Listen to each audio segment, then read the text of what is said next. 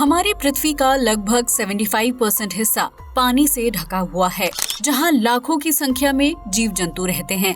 इसी पानी की वजह से अंतरिक्ष से देखने पर हमारी पृथ्वी नीले रंग की दिखाई देती है, इसलिए इसे नीला गोला भी कहा जाता है। दुनिया भर में फैले समुद्र और महासागर हमें जीवन देने का काम करते हैं, लेकिन कई बार ये सैलाब और भयानक तूफान की वजह भी बन जाते हैं। समुद्र और महासागर हमेशा से इंसान के लिए रहस्यमय रहे हैं, इसलिए आज हम आपको इनसे जुड़े कुछ अमेजिंग फैक्ट्स बताने जा रहे हैं। महासागरों के बारे में ये फैक्ट्स जानकर यकीनन आप भी हैरान रह जाएंगे। महासागर या समुद्र। महासागर यानी ओशन पृथ्वी का वो हिस्सा है जो ह्यूज वाटर बॉडीज से घिरा हुआ होता है। धरती पर कुल 5 महासागर हैं, जिन्हें प्रशांत महासागर, अटलांटिक महासागर, हिंद महासागर, आर्कटिक महासागर और दक्षिणी महासागर के नाम से जाना जाता है। प्रशांत महासागर और अटलांटिक महासागर का विस्तार उत्तरी गोलार्ध यानी नॉर्दर्न हेमिस्फेयर और दक्षिणी गोलार्ध यानी सदर्न हेमिस्फेयर दोनों तरफ है। इसलिए भूमध्य रेखा के उत्तर में उत्तरी प्रशांत महासागर और दक्षिण में दक्षिणी प्रशांत महासागर हैं। इस तरह धरती पर कुल मिलाकर 7 महासागर या 7 समुद्र मौजूद हैं। इनमें से अंटार्कटिका महासागर पूरी तरह से बर्फ से जमा हुआ है। हालांकि उसकी बर्फीली जमीन के अंदर 400 से ज्यादा पानी की झीलें मौजूद हैं। धरती अपने कुल वजन से 10 गुना ज्यादा जल के वजन को सहन करती है। धरती पर मानव आबादी सिर्फ 20 से 25% हिस्से पर रहती है। उसमें भी ज्यादातर जगहों पर जंगल, रेगिस्तान, पहाड़ और नदियां हैं। ऐसे में समुद्र के 70 से 75% हिस्से को तो अभी मानव पूरी तरह से देख भी नहीं पाया है। प्राचीन काल से लोग सागर की यात्रा करने और इसके रहस्यों को जानने की कोशिश में लगे हुए हैं। हालांकि अभी तक किसी को इसमें कामयाबी नहीं मिल पाई है। तो चलिए अब जानते हैं समुद्र से जुड़े कुछ अमेजिंग फैक्ट्स। समुद्र में छिपी हैं कई नदियां, झील और झरने। जी हाँ, आपने बिल्कुल सही सुना। महासागर के अंदर वास्तव में कई झीलें, झरने और नदियां हैं जो आसानी से किसी को नजर नहीं आते हैं। आपने पहाड़ों के बीच से बहती हुई नदी, झील और झरने तो बहुत बार देखे होंगे, लेकिन समुद्र के अंदर इनका एक व्यापक रूप देखने को मिलता है। समुद्र के अंदर मौजूद इन नदियों, झीलों और झरनों का आकार कुछ फीट से लेकर मीलों तक हो सकता है। अब सवाल खड़ा होता है कि आखिर समुद्र के अंदर इनका निर्माण कैसे होता है। दरअसल ये झील और नदियां तब बनती हैं जब समुद्री पानी नमक की मोटी परतों से रिसने लगता है। ऐसे में जब नमक की परत घुल जाती है तो पानी के अंदर दूसरे निकाय बनने लगते हैं। महासागर के अंदर मौजूद ये नमकीन पूल समुद्री जानवरों के झुंड को आकर्षित करने का काम करते हैं। पृथ्वी पर पानी के अंदर सबसे बड़ा नोन झरना ग्रीनलैंड और आइसलैंड के बीच मौजूद है, जिसमें 75,000 क्यूबिक फीट पानी है और वो 11,500 फीट की गहराई तक गिरता है। इस झरने का निर्माण तब हुआ जब डेनमार्क के पूर्वी दिशा से पानी विपरीत दिशा में मौजूद गर्म पानी से मिलने लगा। प्रकाश देता है महासागर को गहरा नीला रंग। आप में से बहुत से लोगों को ये लगता होगा कि समुद्रों का नीला रंग उसका अपना प्राकृतिक रंग है, लेकिन ऐसा बिल्कुल भी नहीं है। दरअसल महासागर में दिखाई देने वाले गहरे नीले रंग का निर्माण प्रकाश की वजह से होता है। ये नीला रंग कलाकार और संगीतकारों को प्रेरणा देने का काम करता है, लेकिन असल में महासागर का नीला रंग लाइट स्पेक्ट्रम के लाल हिस्से में रंगों को एब्जॉर्ब करने वाले पानी की वजह से पैदा होता है। अगर आप कभी साफ और ठहरे हुए पानी को ध्यान से देखेंगे तो पाएंगे कि उसका रंग गहरा नीला नहीं होता, बल्कि वो हल्के हरे, लाल और दूसरे रंगों का दिखाई देता है। लेकिन जब इसी पानी को हम बड़ी मात्रा में एक साथ देखते हैं तो वो दूर और नजदीक दोनों जगहों से गहरे नीले रंग का दिखाई देता है। आप समुद्र की जितनी गहराई में जाएंगे वहाँ इसका रंग उतना ही गहरा नीला होता जाएगा। समुद्र में है पृथ्वी का अधिकांश जीवन। धरती पर मौजूद महासागर जीवन देने का काम करते हैं, क्योंकि यहाँ धरती का अधिकांश जीवन मौजूद है। पृथ्वी पर जीवन की शुरुआत भी समुद्र से ही हुई थी, जो बाद में मानव जाति के जन्म का कारण बना। इंसान अब तक समुद्र का 5% हिस्सा ही खंगाल पाया है, जिसमें लाखों करोड़ों जलीय जीवों की प्रजातियां रहती हैं। ऐसे में बाकी के 65 से 70% हिस्से में कितने जीव रहते होंगे, इसका सटीक अंदाजा लगा पाना किसी के लिए भी संभव नहीं है। इन समुद्रों में सिंगल सेल वाले जीवों से लेकर व्हेल और शार्क जैसे हर तरह की प्रजाति पाई जाती है। इसके अलावा हमारे महासागर मछली की डिफरेंट प्रजातियां, ऑक्टोपस, स्क्वाड ईल, डॉल्फिन, क्रिस्टेशियन जैसे जीवों से भरे हुए हैं। शोधकर्ताओं का मानना है कि इंसान ने अब तक केवल सतह के नीचे मौजूद संभावित समुद्री जीवों को ही देखा और पहचाना है। यहाँ स्तनपायी प्रजातियां भी हो सकती हैं, जिनकी खोज अभी बाकी है। आपको बता दें कि हर साल समुद्र में जीवों की लगभग 2000 नई प्रजातियों की खोज की जाती है। समुद्र में आपको कोई नहीं मिलेगा। क्या आपने कभी सोचा है कि अगर आप समुद्र के बीचों बीच मौजूद किसी सुनसान द्वीप पर फंस जाएं, तो आप क्या करेंगे? शायद नहीं। खैर, अगर आप समुद्र के बीच या किसी सुनसान द्वीप पर फंस जाते हैं, तो ये सिचुएशन आपके लिए बेहद भयानक साबित होगी। महासागरों का कुछ हिस्सा इतना वीरान है कि यहाँ फंसना अपनी मौत को न्योता देने के बराबर होगा, क्योंकि यहाँ दूर दूर तक आपको कोई नजर नहीं आएगा। समुद्र के नेमो पॉइंट, यानी कि वो पॉइंट जहाँ कोई ना हो, के आसपास की निकटतम भूमि 1600 किलोमीटर दूर होती है। ऐसे में उस जगह से आपके सबसे पास अंतरिक्षी यात्री होंगे। दरअसल इंटरनेशनल स्पेस स्टेशन की धरती से अधिकतम दूरी 258 मील है। ऐसे में समुद्र के नेमो पॉइंट से आप अंतरिक्ष यात्रियों से ही मदद ले सकते हैं। लेकिन कैसे?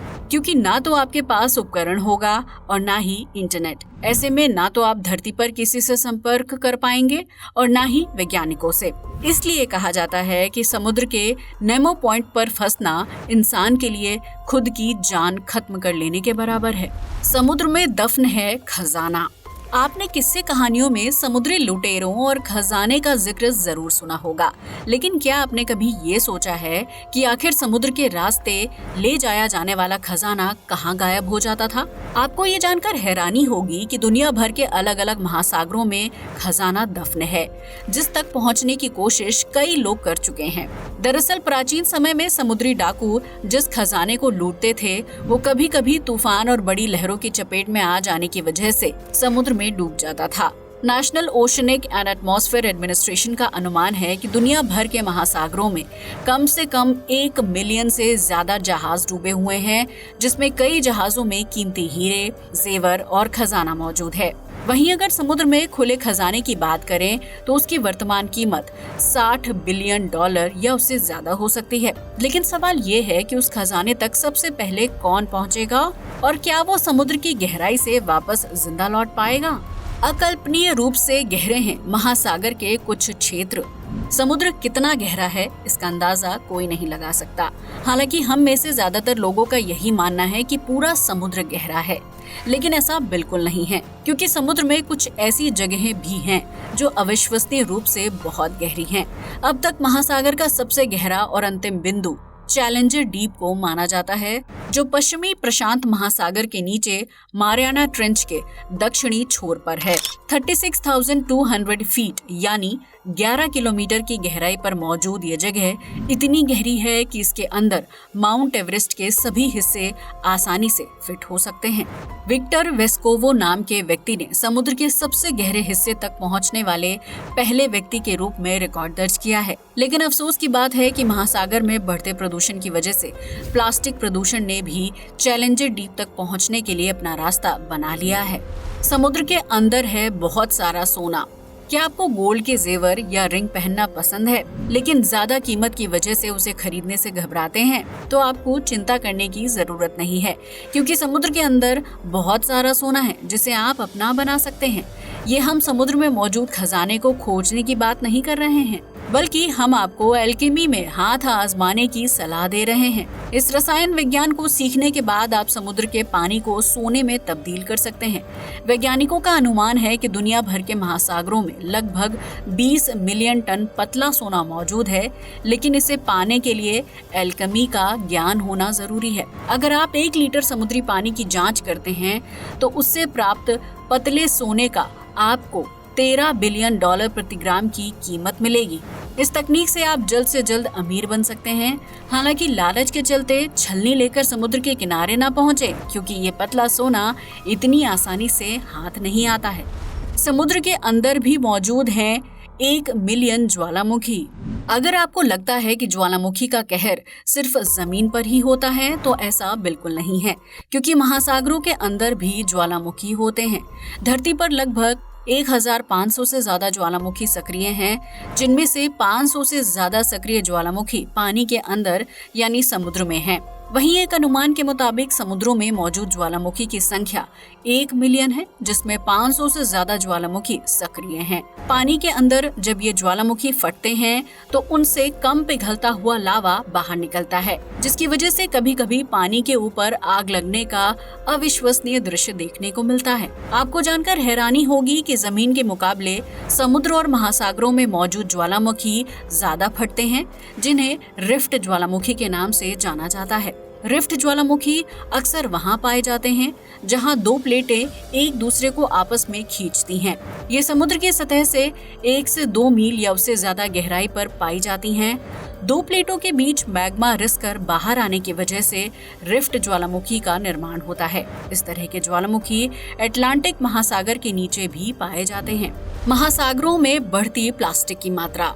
आज विश्व स्तर पर आतंकवाद के बाद प्रदूषण सबसे बड़ी समस्या बन चुका है, जिसमें जल प्रदूषण काफी तेजी से हो रहा है। दुनिया भर के कई देश अपना कूड़ा और प्लास्टिक वेस्ट नदियों के जरिए महासागरों में डाल रहे हैं, जिसका नतीजा ये हो रहा है कि समुद्र में प्लास्टिक की मात्रा दिन ब दिन बढ़ती जा रही है। एक अनुमान की माने तो दुनिया भर के महासागरों में हर साल लगभग 7 मिलियन टन से ज्यादा प्लास्टिक वेस्ट डंप किया जाता है। ये बेहद परेशान करने वाला आंकड़ा है, क्योंकि इससे जलीय जीवन काफी हद तक प्रभावित हो रहा है। उत्तरी प्रशांत महासागर में मछलियां हर साल 12,000 से 24,000 टन प्लास्टिक निगल जाती हैं, जिससे उनका जीवन खत्म हो जाता है। वहीं कई बड़ी मछलियां प्लास्टिक में फंसकर अपनी जान गंवा देती हैं। जब इन मछलियों को हम भोजन के रूप में खाते हैं तो ये माइक्रोप्लास्टिक हमारे शरीर में भी प्रवेश कर लेता है। यही वजह है कि अच्छा खान पान करने के बावजूद भी कैंसर जैसी जानलेवा बीमारी विश्व स्तर पर तेजी से फैल रही है। इन बीमारियों से बचने के लिए जरूरी है कि हम अपने महासागरों को प्लास्टिक के प्रकोप से बचाएं। हमें ऑक्सीजन देते हैं महासागर। अगर आप ऑक्सीजन के लिए सिर्फ जंगल और पेड़ पौधों को धन्यवाद करते हैं तो इस लिस्ट में महासागरों का नाम भी जरूर शामिल कर लें। इंसान को भोजन, पानी और डिफरेंट इकोसिस्टम देने वाले महासागर हमें ऑक्सीजन भी देते हैं। एक रिसर्च की माने तो हमारे महासागर धरती पर मौजूद ऑक्सीजन की 50 से 80% क्वांटिटी प्रोड्यूस करने के लिए जिम्मेदार होते हैं। दरअसल महासागरों के अंदर पनपने वाले समुद्री प्लैंकटन, एल्गी और वेरियस बैक्टीरिया फोटोसिंथेसिस के जरिए ऑक्सीजन प्रोड्यूस करते हैं। फिर यही ऑक्सीजन पर्यावरण और पेड़ पौधों के साथ मिलकर पूरी धरती पर ऑक्सीजन की पूर्ति करता है। तो एक गहरी सांस लीजिए और इस अनुभव के लिए महासागरों का धन्यवाद कीजिए। अब तो आप समझ ही गए होंगे कि जलीय जीवों के अलावा इंसानों के लिए महासागर कितने उपयोगी और जरूरी हैं। आपको समुद्र के बारे में कौन सी बात सबसे ज्यादा दिलचस्प लगती है, हमें कमेंट बॉक्स में जरूर बताएं। आज के लिए बस इतना ही। वीडियो अच्छा लगा हो तो इसे लाइक और शेयर करें, साथ ही हमारे चैनल को भी सब्सक्राइब करें। जय हिंद दोस्तों।